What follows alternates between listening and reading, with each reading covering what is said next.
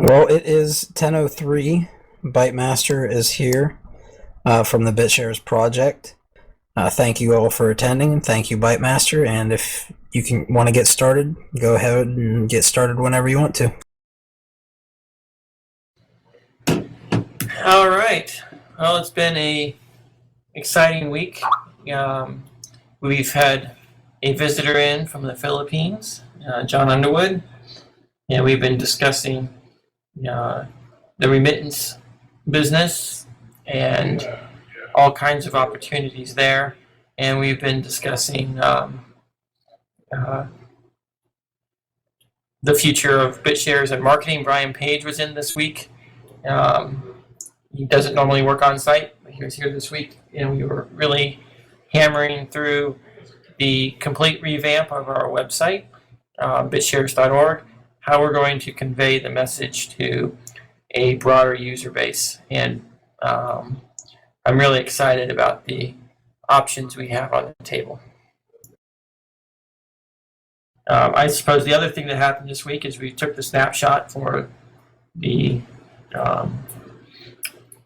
share drop that we are working into the code. If everything goes well, we should have a release candidate out today and a hard fork implementation probably Wednesday of next week. And hopefully, if all the upgrades go smoothly, the release candidate will turn into the final release. So that's going to have the paid delegate positions. It's going to have the vesting stakes from the share drop, and it's going to have the rebranded BTSX to BTS wallet. So that's what we expect to happen next week. So as far as things to talk about today, I want to talk about our marketing message and how we want to view and describe what Bitshares is and why it matters, and how we're going to convey the value of Bitshares to the masses.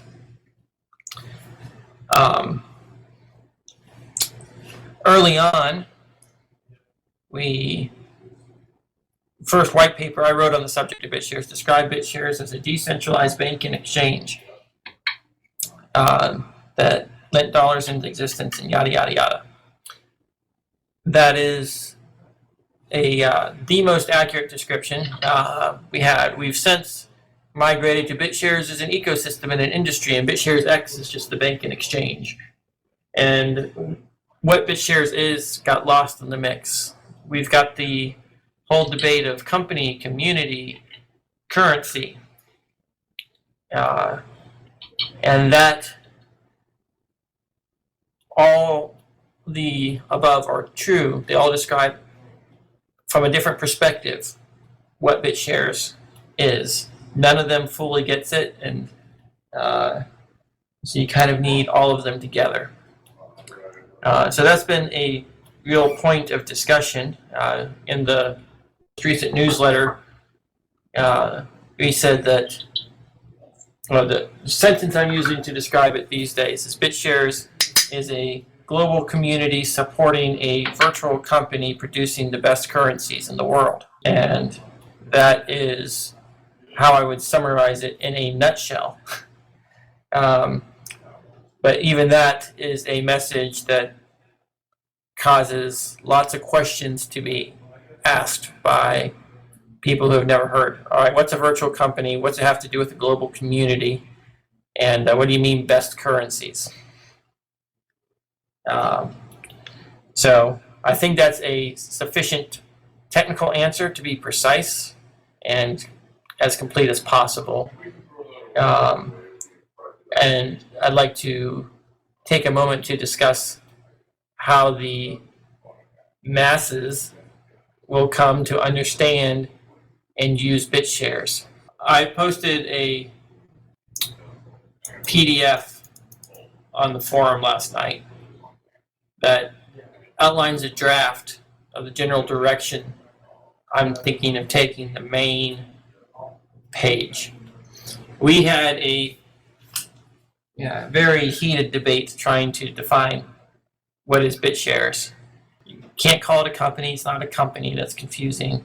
It's, it's, is it a bank? Well, it's not really a bank.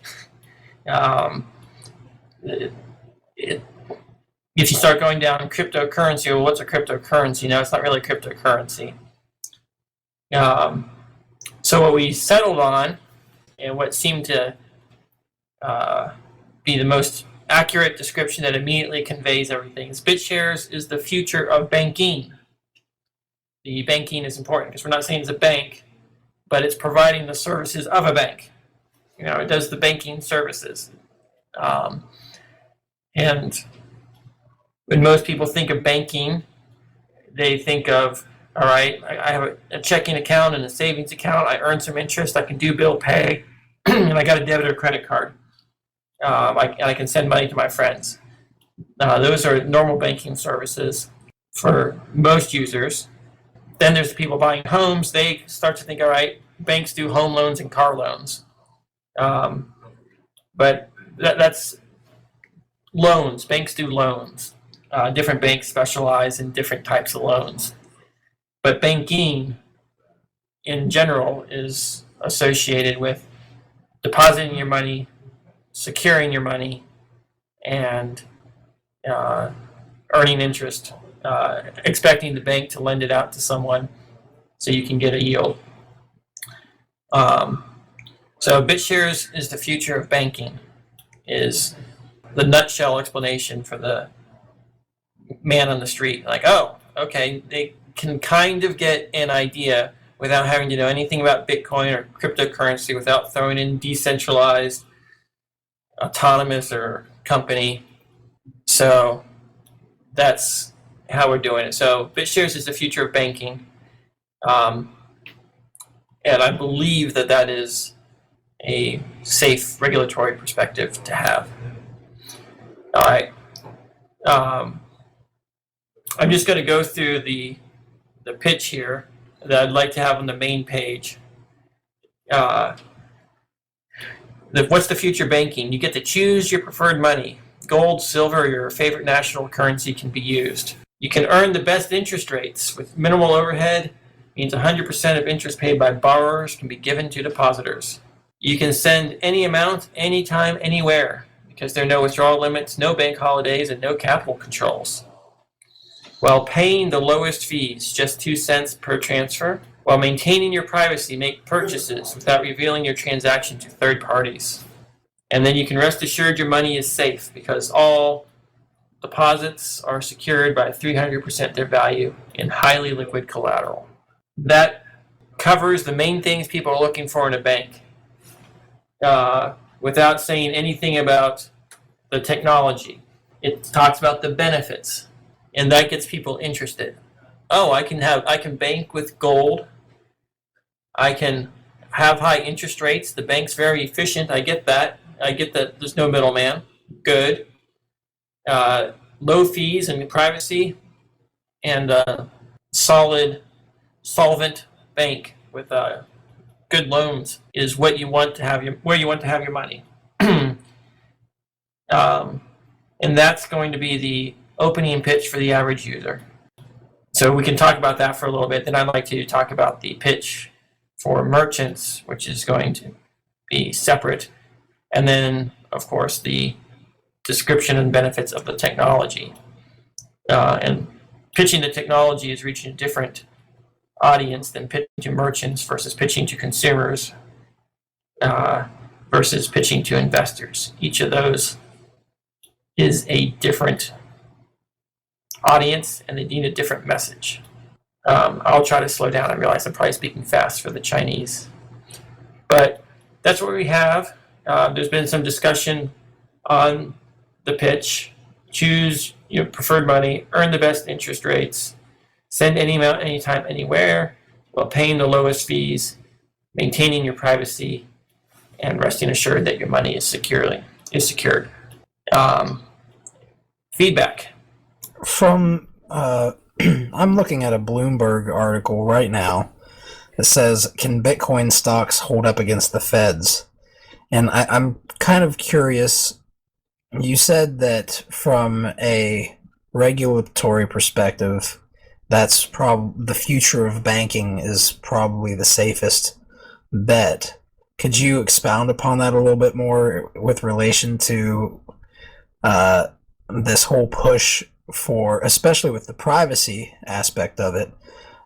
Because this article right here, it actually features dark coin, and it says drug dealers start making dark coin online on online black markets, and that's kind of the path that I guess of thought that is getting me wondering, how safe are we with this? Do you have a finger on the pulse of this a little bit more?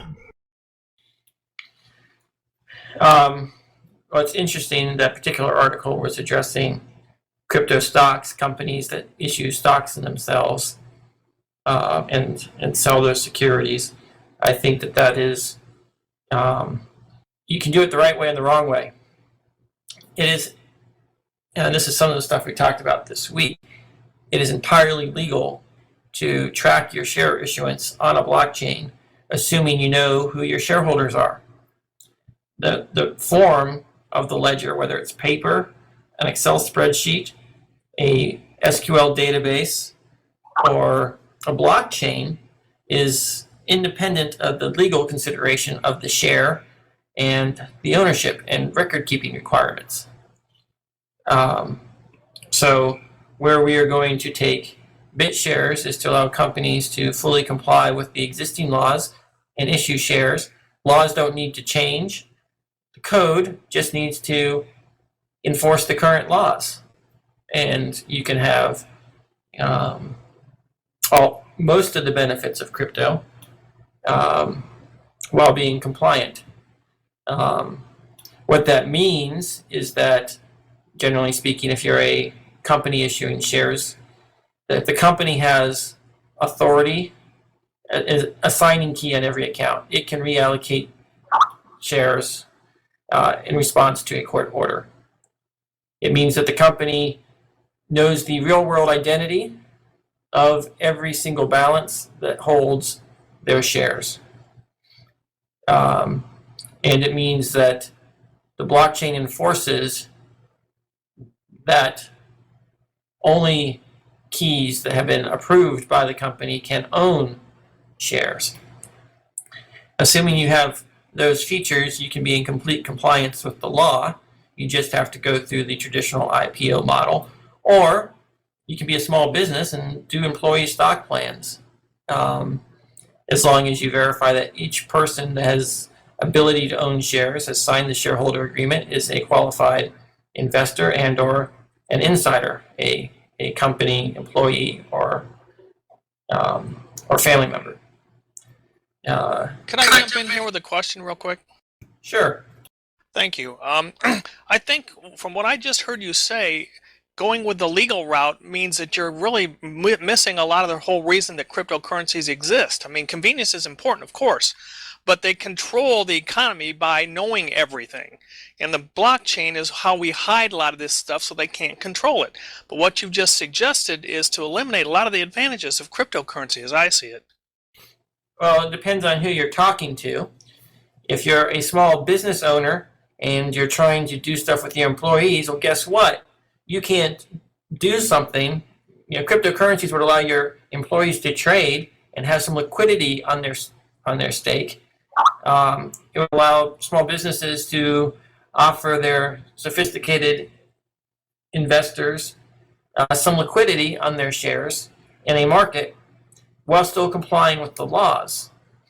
I'm not talking about this from a cryptocurrency perspective. I think cryptocurrencies are completely different than crypto stocks, and that is critical. Bitshares is not stock in any institution. It is not a liability or security, or does not represent an obligation. So Bitshares is not a stock, it's not a security. It's an asset that is traded and has already been declared legal. So it's the issue of these companies that want to issue securities and track a security on a blockchain. You either have to go to a country where that's legal and then not sell securities to U.S. citizens, but that's kind of hard to enforce with a blockchain. So generally speaking, yeah, I don't. Okay, you've addressed it mainly. There's a big differentiating factor between a cryptocurrency and a crypto share. The way that Bitshares was sold to me, or at least I observed it to be, was companies shares in a company. So you've learned that that is not something that you can put forward without running into a lot of major legal issues. So I understand what you're coming from there. All right, so there's shares in a company is one thing you can put on a blockchain. The other thing you can put on a blockchain is bearer bonds, right? So these are debts of a company. Bitstamp does this on Ripple with their Bitstamp USD. Presumably, their lawyers have looked it over and concluded that that is perfectly safe thing to do. It's not an equity position. It's just tracking balances of their users. I don't know the inner workings of Ripple, but it's entirely possible that they're enforcing that the only people that can hold Bitstamp balances are those who Bitstamp has done know your customer checks for. So it sort of comes back to the same requirement associated with equities. You just change the nature of the security, and you still maintain that Bitstamp has the ability to seize the funds of Bitstamp USD on Ripple, and they have the legal obligations associated with that as well. And they also have the ability to make sure that they know all their customers who hold their debts.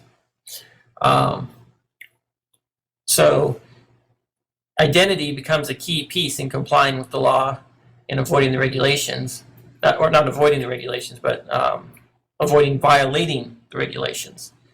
And I don't expect governments to let up on the actual regulations just to support this technology. Although I think there can be a case made for campaigning for a relaxation of these requirements, given the nature of the internet, the transparency, and the potential of cryptography to protect all the users of the system. But let's get back to the value of a public company issuing their shares on a blockchain.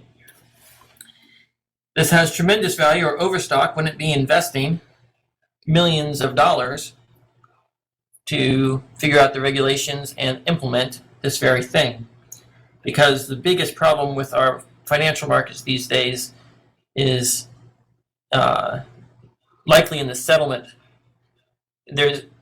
When you're trading stocks, you're trading an IOU of an IOU of an IOU of an obligation of a hedged position through like 5 different parties.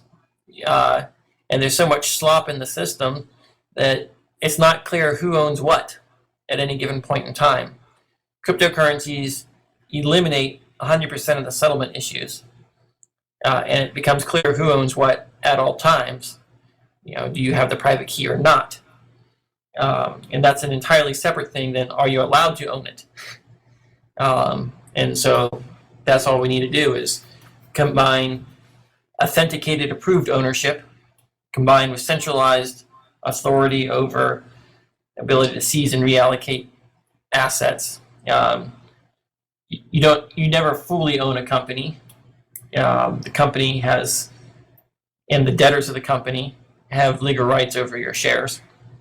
And the courts have rights over your property, according to the government. So you just have to allow the cryptocurrencies to recognize that all accounts are effectively multi-sig, where the company is a second authority on all balances. But that's sort of derailing the general conversation I wanted to have today, which is the message and description of Bitshares as we present it to the masses and the opportunities we face. Well, it's important to get the principles right, which is kind of where you were going with all that conversation you just had, before we can talk about how to market it, it seems to me. So I think it's not irrelevant to speak of these things. You're correct. So fundamentally, BitUSD is an asset that's got the value of the dollar, more or less. And Bitshares is an asset that has the value people put on it.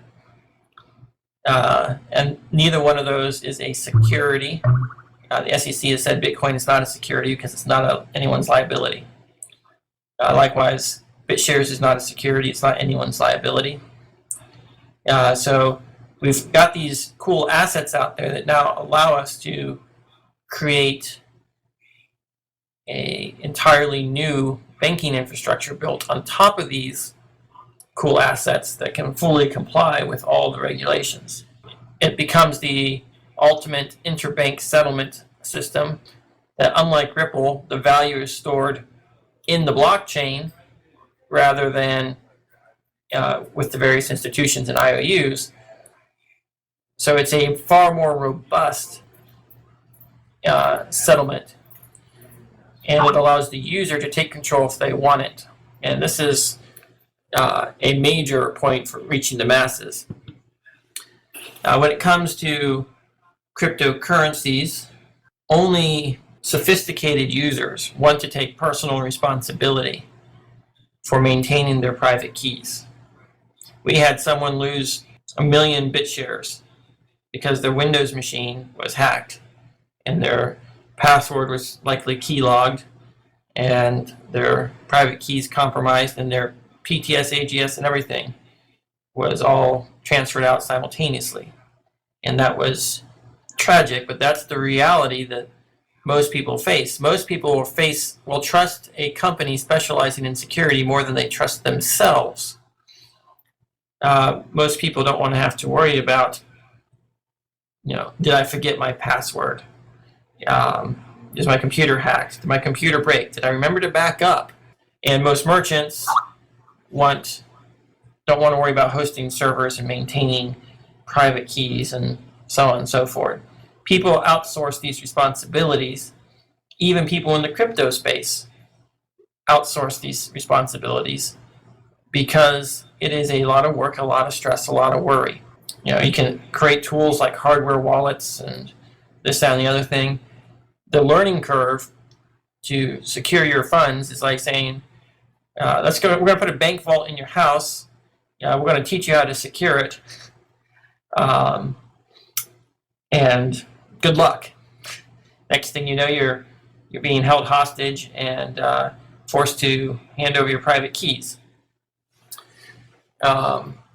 So for mass adoption, you really need to find solutions for the average person to send USD, gold and silver, via text messages on their phone, where the balances are held securely in a trusted server or vault, if you will, kind of like an exchange, but it's more like a Bitcoin bank. And when you realize, well, are you just creating the current banking system all over again? And I think the answer is no, because where the value is stored is different. And your ability to take personal responsibility, if you choose, is much greater. And the currencies themselves, the BitGold, the BitUSD, and the management of all those resources is far more secure, both from the bank's perspective, like the actual bank's perspective, as well as the user's perspective. So we need to recognize that there's the 1% that want to manage it themselves, and there's the 99% that want someone to manage it for them. And we need to design a system that allows people to do that. What that means is most users aren't going to buy BTS. They're going to buy BitUSD, and they're going to use it for things like remittances, for their paycheck, to buy stuff online as a savings mechanism. And we need to recognize that what's the overlap between the set of users that own shares in Bank of America and the set of users that have deposits with Bank of America? And I think you'd see there's a very small overlap. And you're going to see the same disparity between the users of BitUSD and the holders of BTS and the day traders on the market that are speculating on the value of a BTS. So when we try to communicate what Bitshares is and why it's useful, we need to say it is an alternative for the current banking system. It is the future of banking. It is the future of interbank settlement, because it becomes, in effect, a global central bank managed by the free market rather than managed by the Fed or by a group of insiders.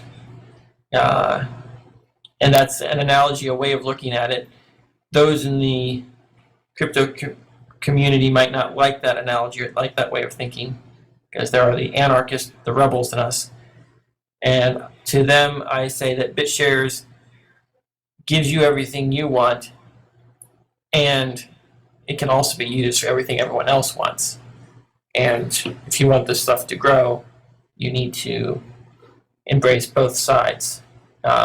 No one's forcing everyone to go completely crypto-anarchist and manage everything themselves. But that option still exists. The technology still works for those users. But I'm just thinking bigger. So a question I have would be along those lines. I was recently reading an article on civil asset forfeiture, which essentially enables a government institution to take a civilian's assets without even having a trial. So I'm trying to figure out, where does this play in, and what are the protections? What are the areas where this technology doesn't help with that? Can you expound upon that a little bit? Those that want protection from civil asset forfeiture have to either take into their possession physical cash, physical gold, or their private keys. Those that want convenience and ease of use are subject to the civil asset forfeiture. So if it becomes a significant problem that the majority of people start to concern themselves with, then you'll see more and more people deciding to take personal responsibility for their private keys. If it becomes less of a problem, the government start to shrink, which is funny to think about. If that happens, then people will start to go for more convenience. Convenience is what most people want, and they'll only go through the inconvenience of taking responsibility for their private keys and risking hackers if the threat of government action is greater than the threat of hackers. And every person's perception of where the risk is different. And so you're going to see the market allocate funds between personal responsibility and centralized institutions proportional to that assessment. I really like what you just said there. That really helps to draw the line. But getting back to the whole marketing effort issue is, how do we differentiate what Bitshares provides versus what the banking community provides? And what you just said is really key in that discussion, I think. Yes, what Bitshares provides is an opportunity for the individual to take control if they want it. And it provides a cheaper infrastructure for the back-end banks. Anyone can open a bank if they're trusted, using open source software and manage the accounts. Just a crypto bank, not dealing with fiat at all. And it would have tremendous value. Now, the Bitcoin equivalents of this have largely failed because either they were hacked or no one wanted to use them, because everyone who's willing to tolerate Bitcoin's volatility is the same group of users who want to hold onto their private keys and take responsibility. And then you've got the middle ground, which is the blockchain.infos of the world. But I think with bit assets, which pay yield, the interest is already there, and the centralized banks that provide the service of basically being a vault for other people's money will literally just charge people to hold their money for them and provide the security. That charge will likely be in the form of keeping all or some of the yield on the bid assets. They don't have to charge transaction fees. They don't have to charge you X percent per year, coming out of your balance. You can still have 100 ounces of gold or $100 and have no fees. You just don't get a yield while it's deposited in a convenient location. If you want the yield, you can take it out yourself. And then I would expect the banks to compete on how thin their margins can be. How much of the yield can they share with their depositors? And that's going to be the value that they provide. So it makes it easy for users. People say, "Oh, I'm going to deposit my gold in the bank and pay the bank to secure my gold." That makes sense if it's a complete warehouse receipt system where you expect 100% reserve. So on a 100% reserve gold standard, if you put your gold in the bank, you're going to pay the bank a storage fee. And with our system, you can put your gold in the bank and the bank can still pay you. And that's the primary difference. And that's the game-changing aspect. Where would the voting aspect come into this? Voting is just all about user acquisition, reputation, identity management. So, have you guys thought a little bit deeper into how this might play into the banking system? Because it seems to me that there would be some implications regarding, probably positive for having a reputation system and a guaranteed connection with a real-life ID that would be necessary for voting. Yes. Having real-life ID verified is the core of voting, and it's the core of most e-commerce. And it's the core of Know Your Customer laws. So if you want to allow banks to comply with Know Your Customer, now it's a lot easier to comply with that process. Is it possible to have a reputation system without it being tied to a real world identity? And would that be useful for the anarcho-capitalist type people that want to maintain their anonymity? I think if you analyze how a truly free market would work in the absence of government, you don't have anonymous transactions, you have private transactions. And there's a difference. Private transactions means the parties know who they're dealing with, and they have to know who they're dealing with because that's the key for all recourse they have in the transaction. I agree 100%, but it doesn't have to be tied to a real world identity. If you had a reputation of an identity, you have just some fake identity with a reputation with it, then you get to know that the transactions you conduct with that fake identity and the reputation that fake identity have determine whether or not you're going to do business with them or not. Yes, that's perfectly valid. The key is to have all the spectrums. You can't do all transactions with a identity that's not tied to your photo ID, but you can do a lot of transactions with one of those identities. Buying something on a store, for example, or paying for a service on the internet. Exactly, and so there's. I think as this discussion moves on, I'm gonna drop out and not be talking so much. I apologize for taking so much of the time, but I really see that there's a dividing line between mindsets that really want to stay private and really be outside of the main public eye, and yet still want to use the system to transact business, but do it in a very discreet and select manner. And there's going to have to be, as you described earlier, ways to where you can opt into the system versus opt out, but still not be totally outside of participating. Identity verification is inherently centralized, and it boils down to nothing more than one person saying these are unique individuals and this is who they are, and it's only valid if you believe that person. So all identity is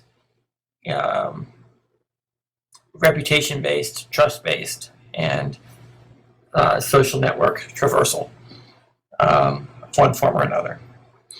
So the system cannot hard code in absolute identities. That's not something a DAC can do. It can only facilitate users publishing and interpreting a social graph before they do business. So now that i3 has transitioned a little bit away from i3 and working directly for the DAC, have you thought about how working for a DAC and as other people start to work for one, as paid delegates come online, how that works into the traditional financial system? Like if I go to try and buy a house and they say, "Oh, where do you work?" and I say, "Oh, the blockchain." How do you envision working for a blockchain or a DAC can work with the rest of the world or the rest of the financial world? You would say that you are self-employed, and that's the end, open and shut. You're self-employed. Where you get your money is on the market, producing something and selling it. You're selling your labor and you're getting stuff from the blockchain, from a diverse community of users who have voted to put you into a paid position. It's not going to be a company where you say, "Yes, I work for Bitshares," and you contact my employer at X number. There is no employer. It is not a company that's hiring you. You would be a self-employed individual who is effectively a miner. Like, what does a Bitcoin miner say? That's the logical equivalent to a paid delegate. Okay, that makes sense. Thank you. Well, I was thinking about talking about banking. I don't know how it is in America, but banking also seems to have to do with loans and credit, and that's not what this system is supposed to do. So that's going back to the marketing. So I put loans in there, and different banks specialize in different loans. In this case, we do loans. We loan dollars to people who want to speculate. So there are loans. The only collateral we accept is BTS for the loans. But yeah, there are loans in our system, and it's collateralized loans. But not every bank accepts the same collateral. Some banks will allow you to borrow against a car or a house. Some banks don't require any collateral at all. So to say that there are no loans in our system, I think is wrong. There are no uncollateralized loans. There are no home loans. There are no auto loans, but there are certainly loans. Yeah, but that's what I mean. We were talking about marketing to people who don't know this system yet. Right. So they want to have the value. All right, you can use it like a bank for your deposits, but you're not the same customer that we're loaning to. There's lots of banks that people use. They know the money's being loaned, but they can't get a loan from that bank. So. Well, things are looking up for Bitshares in that respect for a savings account, because the first bank in Europe has now begun with a negative interest savings accounts, because they can get free loans from the government anyway. So they think the banks now should be paid to keep your little money. I think we have that already here. I mean, at least in the US, banking fees have a prayer of coming close to being covered by the interest. Unless you have large deposits, $5,000, $10,000 combined account balances, in which case they waive most fees. But if you pay ATM fees, you're never going to make enough to cover your ATM fees. Joey D was telling me at one point in time that where he's from, they're trying to move completely away from physical transactions and into the realm of completely digital transactions. Where do you guys stand on that? And of course, Joey, you can expound upon that if I've missed anything. Well, yeah, the Netherlands and I think Europe, because the Netherlands is also kind of they're leading the way in a lot of these stuff. But they're trying to get away with physical cash, and so you're now owned by the banks, and you're just a number. You can't. It's now become this bad that at certain government instances, like registering a company, they no longer accept cash money. It's all about tracking.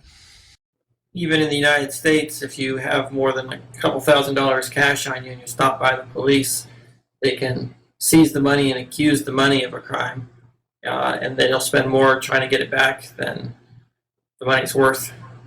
So yeah, cash isn't safe in any quantities more than $1,000. Well, what worries me in the Netherlands is that the banks already are way more powerful than they should be. And with this system, actually, it seems like the entirety of the Dutch population has been given in the hands of the banks now, and you have no control whatsoever because there's no longer an alternative outside of the banks. Do you think there could be some risk of like government entities combating crypto at like the router level, the big ISPs? Because even though we're a completely decentralized system, we still depend on like Verizon and Comcast and whatever the European and Asian big ISPs are. It seems like a very vulnerable attack point. I don't think governments want to prevent crypto. They'd have to filter it out encrypted packets. Although they, in theory, can connect to the network, it's a public network, they can figure out what all the IPs and ports are of all the nodes on the network and then just block all traffic. So it's something they can do. It's something that would be too direct of an attack. I think the governments have already conceded that crypto is legitimate. It's got its purposes. You just have to comply with the rules. And I think the banks and the governments recognize that there's a huge money-making opportunity. There's a huge opportunity to get the entire world to go digital and get rid of cash. So I suspect governments will embrace crypto, probably embrace and extend in ways we don't like, but crypto will be around. And I think, the wealthy want crypto for their own uses.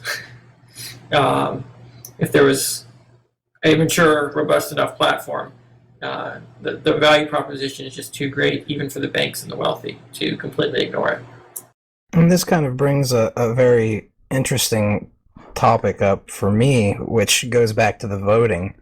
I mean, once something like this is more robust, I've found myself often wondering if we're going to even really need a representative government anymore.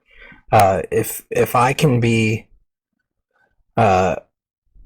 if I can vote from my cell phone, if I can vote from my cell phone in a fully transparent and auditable manner, and I can check to make sure that my vote counted, what's keeping all of us from essentially no longer needing a congressman to vote, to be sitting in the people's house, quote unquote, to vote on certain bills, when I can actually potentially, delegate a single vote on a single issue to somebody that I trust, who I believe has a similar philosophy and more of an understanding of the details in that vote, in that bill, or even just vote directly on all of the things that matter to me and omit the ones that don't. Have you guys considered how those types of things might evolve in this system and potentially I see that as a potential way of assuaging some of these fears that a cabal is going to be able to control this? I have already thought about it. I've been thinking about it since before I invented Bitshares. So I've long said that consensus technology, blockchain technology, is a non-violent way of reaching a consensus, whereas governments is a violent way of reaching consensus, and that eventually the non-violent way will become more powerful and make governments irrelevant, or significantly less relevant over time. So I think we'll get there. We're not there yet. We probably won't be there in my lifetime. But the technology has the potential to allow humanity to cooperate and reach consensus about who owns what, and to prevent and discourage fraud and violence as a means of getting things. And that is a large portion of my entire purpose and everything we're doing here, is to bring that about. Does anybody have any more questions, or does it feel, or Bytemaster, do you feel like you've covered everything that you came here to cover? On-ramps. Oh, yeah. The details with the on-ramps, they are moving forward. We have commitments from several different on and off ramps, and they will be rolling out in the months ahead. Some of these on ramps are startups that have gone through all the regulatory process and are preparing their platform for launch. So it's going to be people they're not people you've already heard of, but they're teaming up with us because of the potential of our platform and because we give them an edge. And the established players don't want to take risks on those types of things. They've already got a working business model, which means that the new startups that are going to be the leading edge, and we've got some great ones, some really, really great ones in the wings, but because of the nature of their business, they're waiting until they have everything ready before they go public. And once they're public, then we can talk about them, but we can't talk the details until they've actually launched their services. To summarize the marketing approach, what will be happening in the early December, right after the next client is released? What type of marketing changes will take place in the near term? In the near term, we're going to do some light marketing to test the various funnels and A/B testing on various messages, just to see what works. And we're going to be gearing it primarily toward early adopters. We want to make sure that we get all the kinks out before we really turn things up. And I don't want to really push the marketing. These guys have some amazing things they can do, but I don't want to really push it until we've ironed out the on and off ramp process, the sign up process, and even to a large extent they have a centralized hosted wallet provider, because a lot of the people that we're going to try to reach to put money into the system are going to want to be in that category, and we need it to be easy to use. Our biggest challenge right now is you download the wallet and you wait 10 minutes for the blockchain to download. At least that's how long it takes me. Other people report it takes longer. And then we have the sign-up issue. How do we get their account registered? And then there's just so many steps that users have to go through right now. And we want to make sure that we get all that stuff polished so we get the most bang for our buck when we really do the big push. The guys who are doing this, they're well connected. They have direct access to millions and millions of people that they can get this stuff in front of, targeted individuals.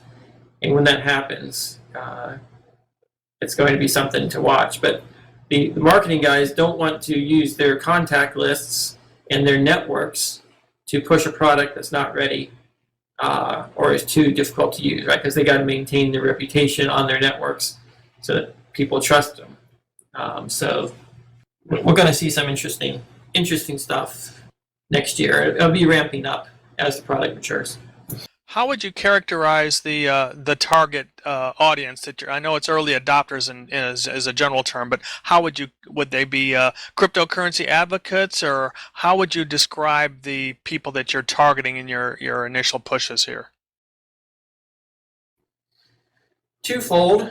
We've got the merchants and the people who want to do online banking and business, as well as business owners who want a better alternative for banking. There are lots of industries out there that really need the benefits of crypto and the price stability of it. I guess we're going to be focusing on merchants and users for online purchases. I guess a similar demographic to the people who PayPal target. So PayPal, Dwolla. Is Dwolla still around? I haven't heard about them recently. Those type of individuals. So eBay is probably a major use case that we'd like to target and convince people to use us for that. Remittances is a large target audience. And so we're working with some people too on the remittance side of things. So. Dan, do you have a guesstimate on which block the fork will be? I'm just thinking about for the delegates, the relative time they have to get the new client down and, compiled and make sure everything's working. I'm especially thinking of, some of the non-technical delegates who may need a hand in getting set up.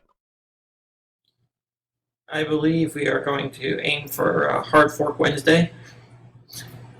Having them in the middle of the week means that we have time to prepare it and time to address any issues that might pop up as a result of it. So that's probably midday Eastern Standard Time on Wednesday is about when the hard fork will be. Okay, and you said that's going to be probably, or hopefully going to be the release candidates. That gives about 3 or 4 days for delegates to upgrade before the hard fork. Thank you. Yes. Related question is, I've got all of my my stake in cold storage based on a VM. So when it comes to Wednesday, do I need to pull that out and get back active on the blockchain again in order for this to happen, or can I wait until the final, more or less, the release candidate becomes the final one at the end of November, early December? Your private keys are good. You don't have to do anything. You don't have to be proactive. You can just sit on your private keys and keep them in cold storage until you need to actually spend something. All right, thank you very much. I had a question regarding the forums. When you first came in, we were kind of all discussing about the forums and how they're basically being maintained. With Bit Sapphire kind of working on other projects that would better probably use their skills, would you be open to maybe another team or a few users at least moderating, cleaning up, moving some threads around, maybe creating some new sections where, say, you and some of the team could post, making it easier for users to kind of find the information that's on there?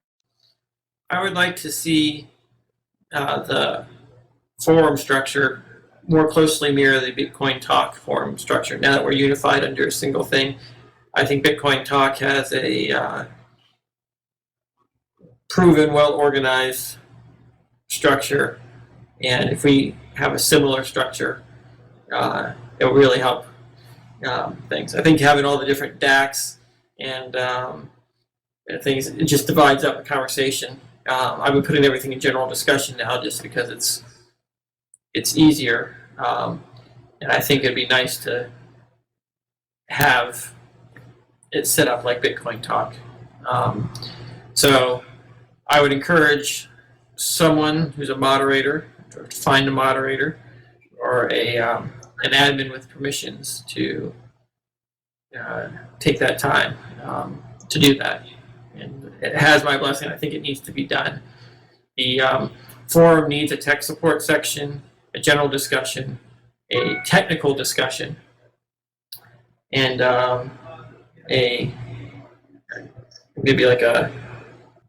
those are the main things we need. And then localized discussions for each thing. I'd like to remove a lot of the old cruft.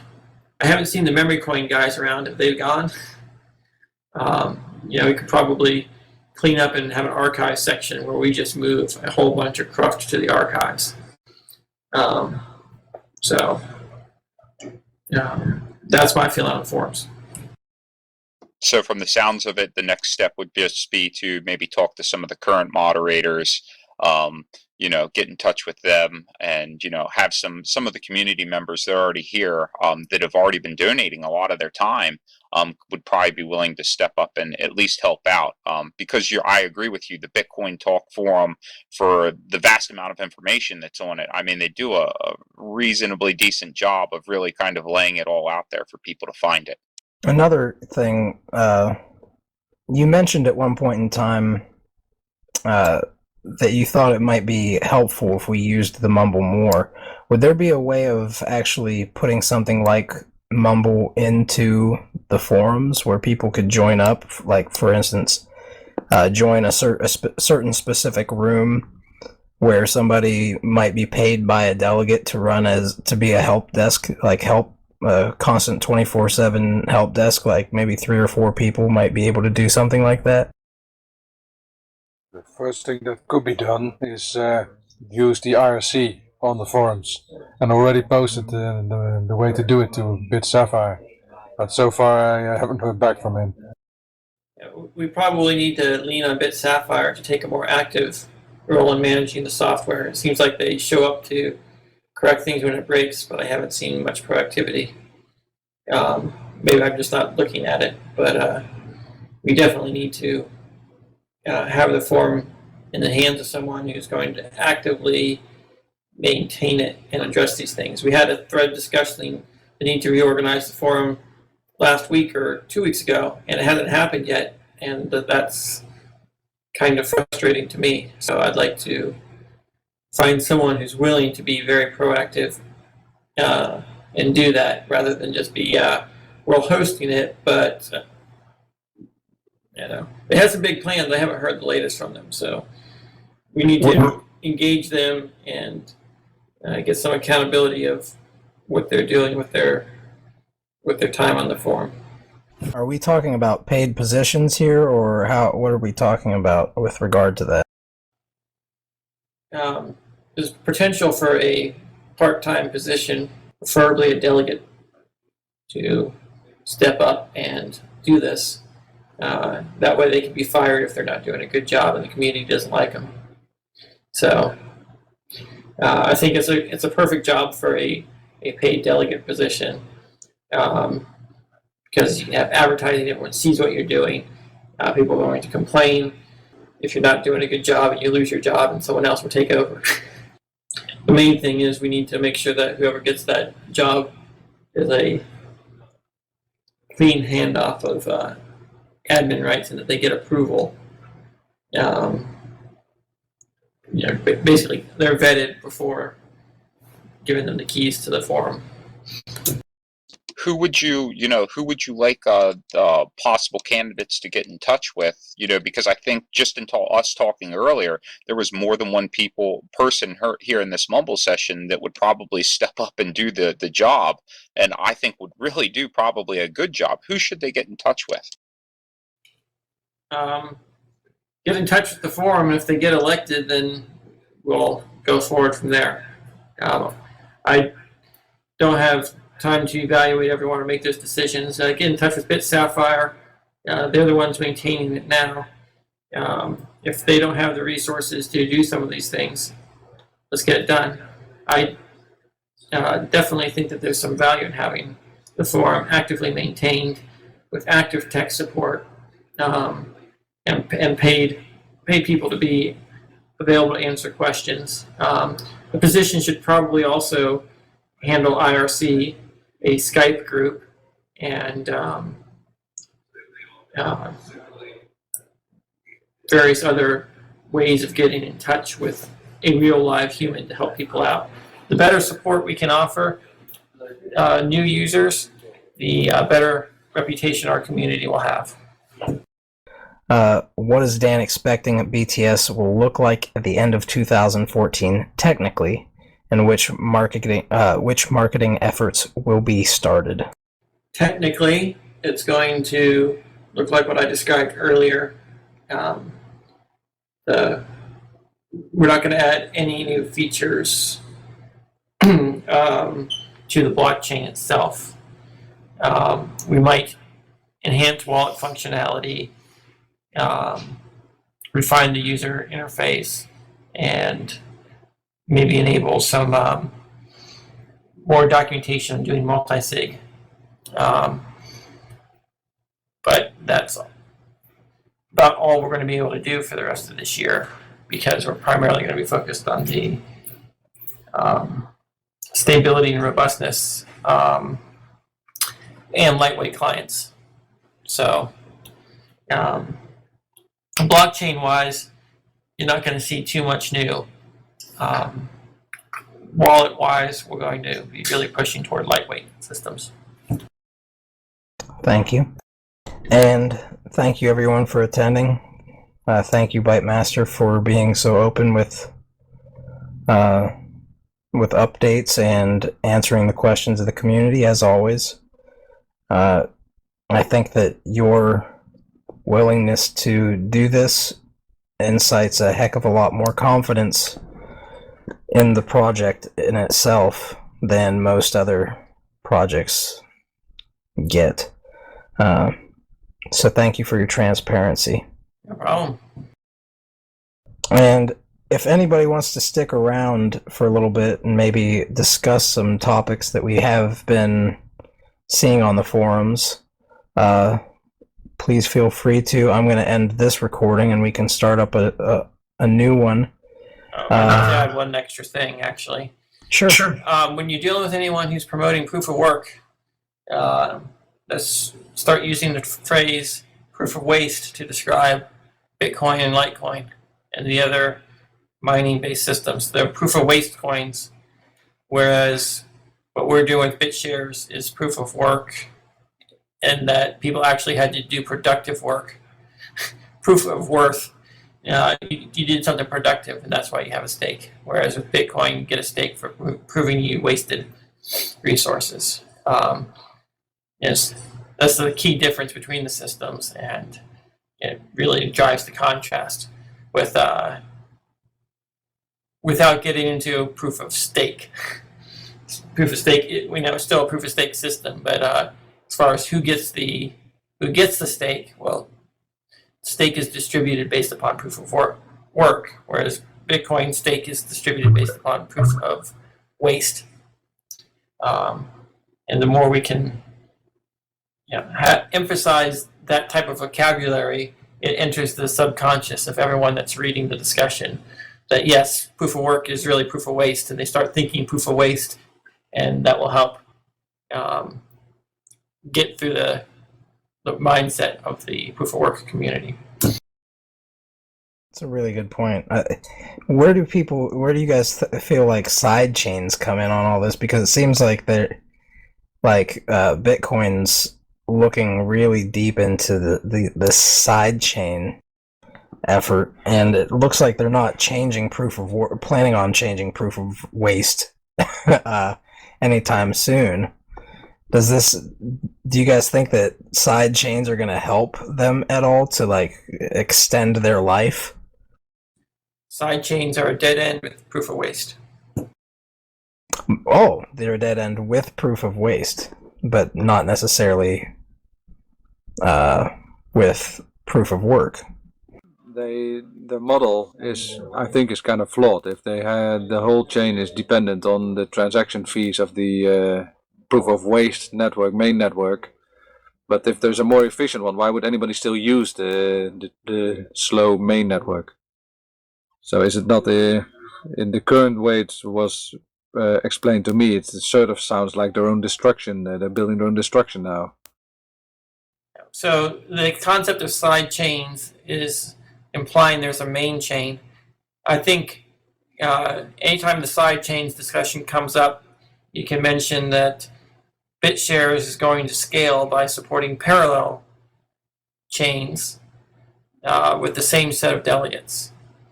That allows transactions to be processed in parallel, but of course the security of the network is still based upon the delegates processing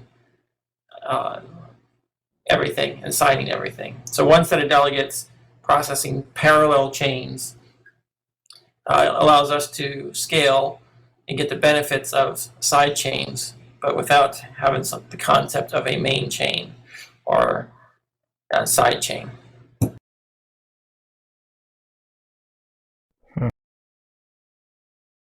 Can I ask, how did you guys, was it you guys sitting down with Brian that you came up with this proof of waste? I mean, I like it. Let me just go on and say that I like it. I think it's a little bit more confrontational, and it's going to bring a lot of trolls out. But I think it's a good thing that's going to spark a lot of discussion.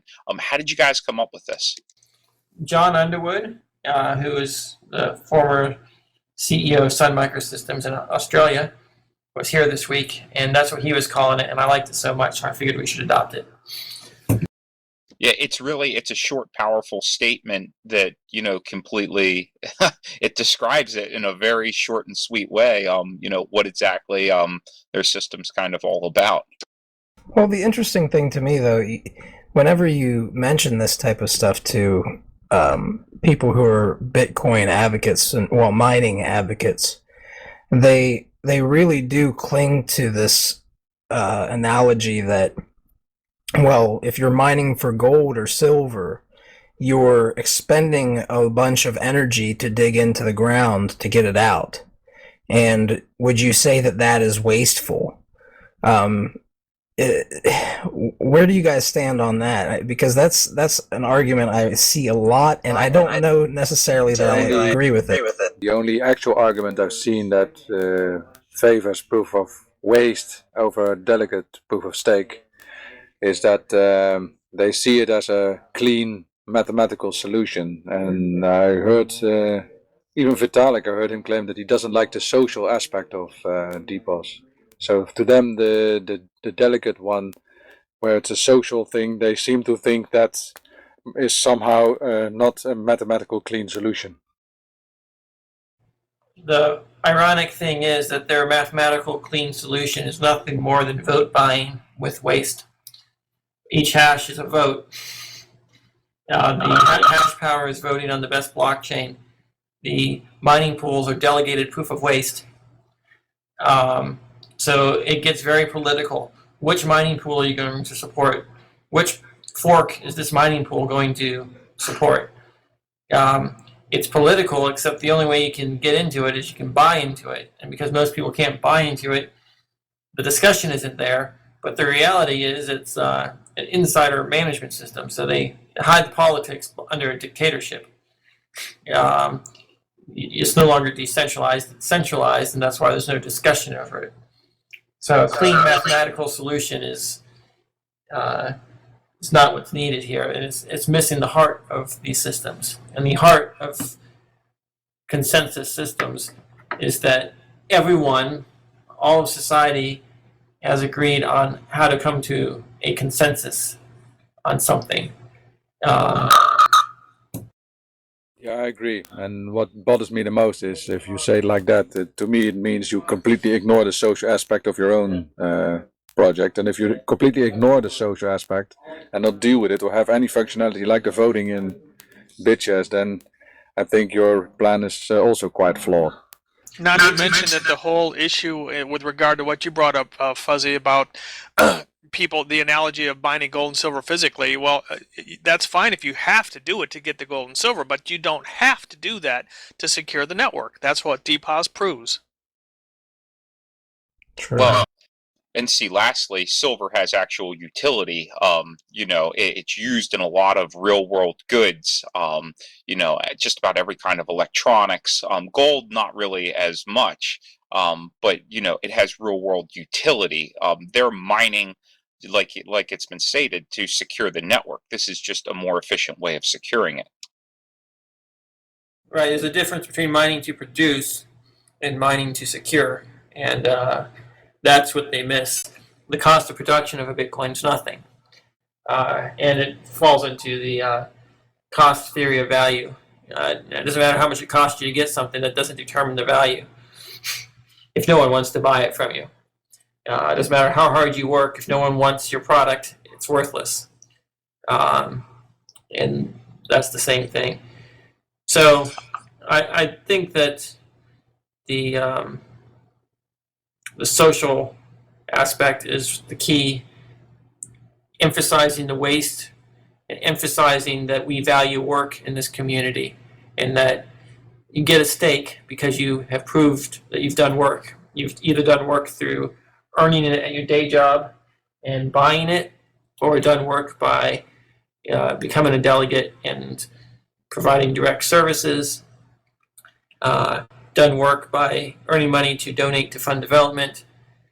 And those who participated in our proof of waste PTS program, that was the free sampler to get on board and build the community, but it's certainly not a long-term solution. So we did some free giveaways based upon proof of waste, but generally speaking, everyone is doing work here on out. Decentralization is a very key point, and that's another differentiating factor, because mining is very clear to see through the short evolution of Bitcoin of how it's becoming more and more centralized. You used to be able to mine it with individuals, and now you can't do that anymore. You have to use mining pools or be extremely wealthy. So the fact that we can decentralize and not have all those costs involved is another differentiating factor that I think we should push. If people should come against us and say, you know, proof of waste is such a ridiculous argument. Well, it's not a ridiculous argument. I think it's an excellent point. You know, mining in Bitcoin took the same form as mining in the real world. When there was a gold rush, small-time miners could make a great living, you know, until larger groups, companies that were more efficient and could do everything better, faster, produce more, came along. And that's exactly what's happened now. It's just evolving. It's an unsustainable model. Well, I'm going to go ahead and leave you guys. I think this is a great discussion. Keep it up.